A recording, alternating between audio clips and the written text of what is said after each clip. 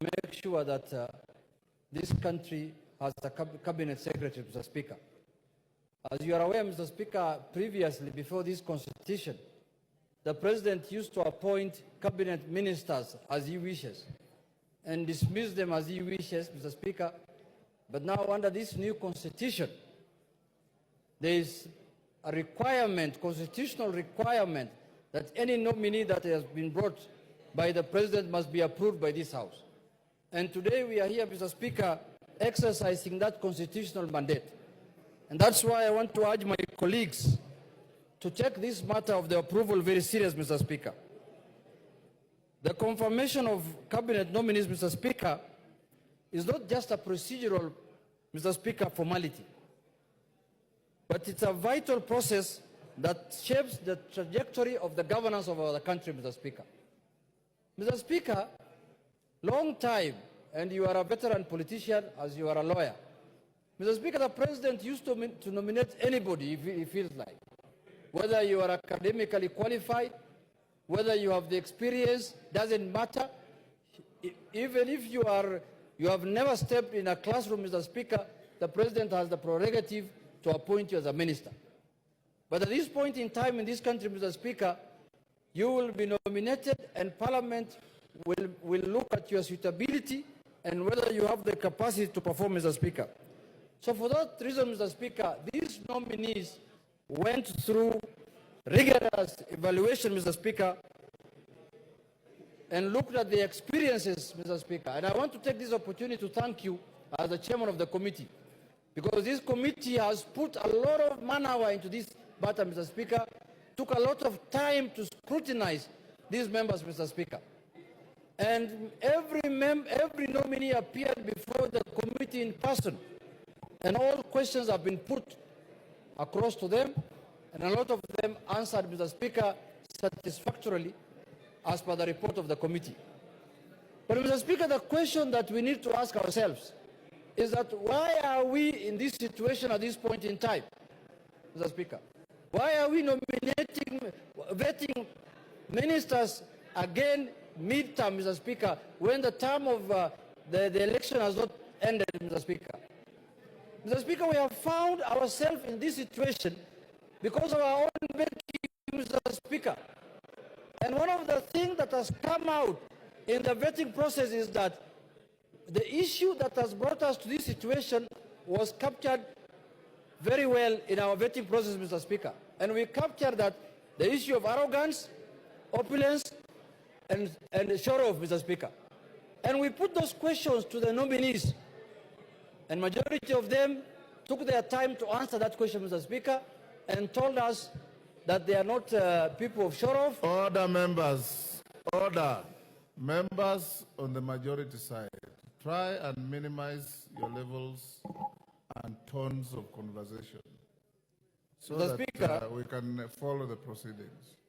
Mr. Speaker, members of the majority side, some of them are being disturbed by what has happened in the vetting committee, the rejection of one of the nominees, Mr. Speaker. Mr. Speaker, we must have a vetting committee. And what the committee has done must be taken very serious, Mr. Speaker. The committee spent many man-hours to check on the suitability of every candidate, Mr. Speaker. And the committee is not doing any victimization. The committee is not doing any victimization. The committee did their work in accordance with the Constitution and the laws of the country, Mr. Speaker. The Parliamentary Approval Act, Mr. Speaker. If a nominee is incompetent, the committee cannot say anything other than that he is incompetent or she is incompetent, Mr. Speaker. Mr. Speaker. Order. Member for Order. Take your seat, Junet. Member for Chaos South. I'll give you an opportunity to have your say. This is not a public rally. This is the National Assembly of Kenya. The right for everybody to say what they are saying corresponds to the right for everybody to listen to those who are saying. Just listen to your colleagues, you'll also be listened to in the same decorum.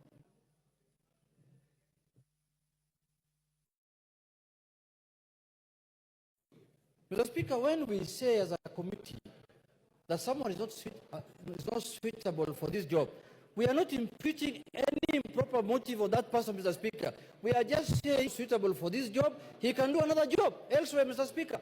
And Mr. Speaker, we are not here in this National Assembly to defend and protect anyone. We are just here to say the truth as it is, Mr. Speaker. So, Mr. Speaker, I want to say that the committee found majority of the nominees to be suitable for the job they have been given. Mr. Speaker, it is this House that can hold the people accountable. We cannot hold the members accountable outside this House, Mr. Speaker.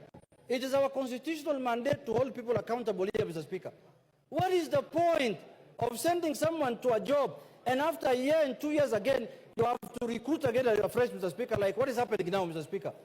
We must take our job very serious this time because the ministers that we vetted at the beginning of this term were assumed that they are going to finish their term up to the election, Mr. Speaker, but they couldn't do.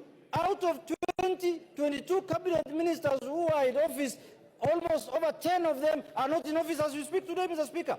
10 of them are at home. Give him another 5 minutes. More than half of the cabinet that was vetted by this House, Mr. Speaker, at the beginning of the term are at home. They have all been dropped because of reasons, incompetence, and other issues. So, Mr. Speaker, it is the prerogative of this House to decide who is going to be approved and who is not going to be approved. But we must take the report of the committee very serious because the committee did public participation. They interviewed the nominees, they listened to them, they looked at their CVs, they looked at their compliance documents, they looked at their physical appearance, they looked at their, mental, everything, Mr. Speaker. So, Mr. Speaker, I urge this House, let us not belittle the report of the committee. The committee report is as important as what we are going to decide here, Mr. Speaker. Mr. Speaker, the other issue I want to say is that we looked very much on the issue of integrity and accountability, Mr. Speaker. There were allegations that have been raised by certain members. There were issues that were raised against, for example, a nominee, Honorable Oparanya, Mr. Speaker. Issues of corruption, and we clarified, we said that the EACC has written, and the Director of Public Prosecution wrote to Parliament and said that there are no charges against that nominee, Mr. Speaker. And based on that, we made a decision. And himself, he appeared there and said, if there is any iota of evidence on him, on allegations of corruption, he is willing to resign, even if he's appointed, Mr. Speaker. Issues of drugs were raised about Hassan Ali Joe. The Minister for Interior, by then George Saitoti, came here and brought a report against him. Later, a report was brought to Parliament a week later that cleared him, Mr. Speaker. We looked into all those issues, Mr. Speaker, and we cleared all those people. Issues of opulence, sideshow, what's called, arrogance, and show of were leveled against Honorable Murkomen. We looked at him, he came with a tie and a suit that did not look very expensive for that day. He should not put on another one going forward. He should continue with the same ones that he came to the committee, Mr. Speaker. And it was clear on those points, Mr. Speaker. Mr. Speaker, we looked at the issues of commitment to public service, Mr. Speaker. Most of the nominees showed high level of commitment to public duty, Mr. Speaker. You could see the way they were answering the questions, and they said that they are willing and ready to serve the country, Mr. Speaker. Mr. Speaker, in conclusion, I want to say this. There is nothing that stops this House to impeach any CS who does not perform his functions again. That responsibility again is with us here, Mr. Speaker. And the day a CS nominee does not perform his functions in accordance with the Constitution and in accordance with the wishes of Kenyans, we have the responsibility again to remove him from office and to impeach him. Lastly, Mr. Speaker, I want to urge the nominees that once you assume office, Mr. Speaker, kindly have in mind what Kenyans expect of you, Mr. Speaker. We interviewed the nominee for Interior, Mr. Speaker, and we told him there are many complaints about the deaths in this country when people are demonstrating. He has to make sure, he has to put into consideration the sanctity of life, Mr. Speaker, that Kenyans must not die for exercising their freedoms and rights, Mr. Speaker. Demonstration is allowed in the country, but also the rights of other Kenyans must be respected when somebody is doing a demonstration, Mr. Speaker.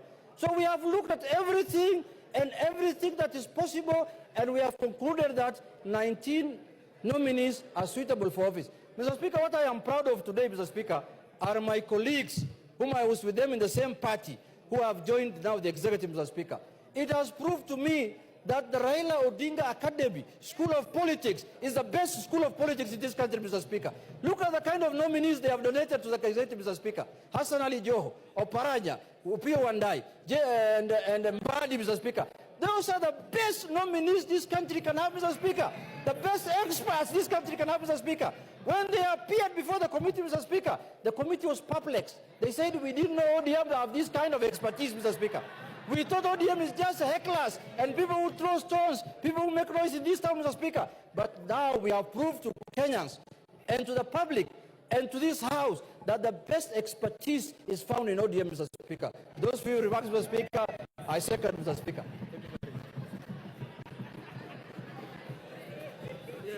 Order.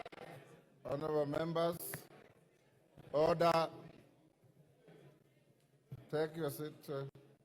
Honorable members, I now propose